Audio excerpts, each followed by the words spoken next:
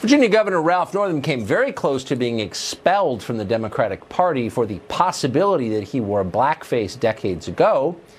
The party somehow, though, cared a lot less about an interview that he gave just before the blackface yearbook controversy, in which Northam defended the practice of literal infanticide. Watch. The infant would be delivered. The infant would be kept comfortable.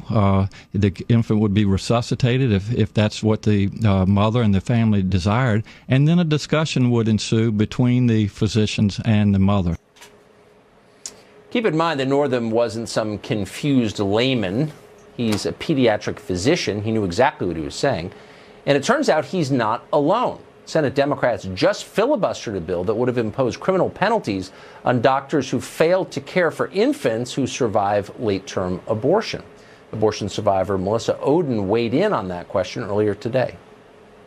I survived a failed saline infusion abortion back in 1977 that was meant to poison and scald me to death. From the outside in, I actually endured that procedure over a 5-day period. My biological mother's labor was induced with the intent of me being expelled from the womb as a deceased child, and accidentally, I was born alive. The Democrats who voted last night against this bill really showed us that they're willing to sacrifice lives like mine to keep abortion on demand right there.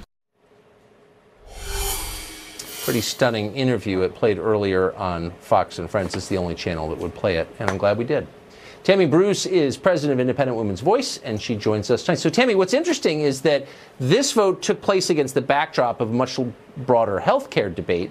So Democrats are, in effect, arguing for health care for all, except for children who survive abortion. How does that argument work? Yeah, look, obviously it doesn't, but it is informative, isn't it? These same people who want government to control our health care, to be the only resource for insurance and the decisions of who gets health care, can't even find it in their hearts to save a born child. That's who now say that they are the ones who are superior to us, who should decide all of our health care. That's on one point.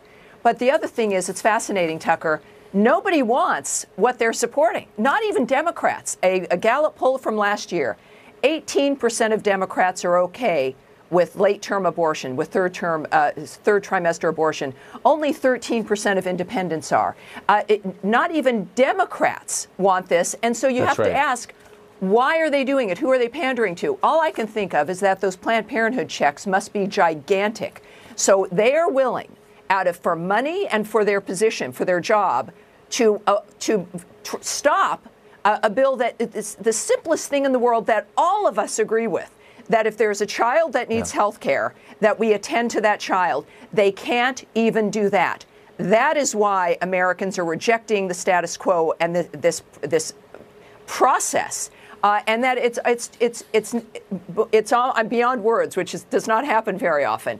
It is so No, but appalling. you're right, because you make the point that this is not an abortion debate. No, it's a debate of whether to provide health care to a child. Yeah, and look, 80% of Americans agree with the Roe versus Wade limitation.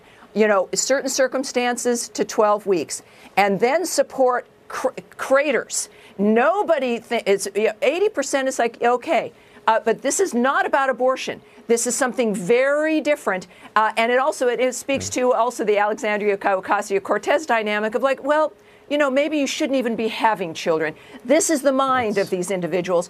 A person on my blog had noted very cleverly that at least now maybe we wouldn't have to worry about that free tuition if the Democrats get their way, because no one will be there to go to college.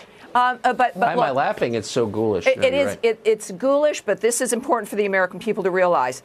This is not all roads leading to Rome. This is for those of us who are Democrats and have identified as pro-choice. And this is the other thing that's happened in the last month, Marist poll. Last month, pro-choice identified 55%, pro-life 38%. Now, February, it's even, 47 to 47%. Right.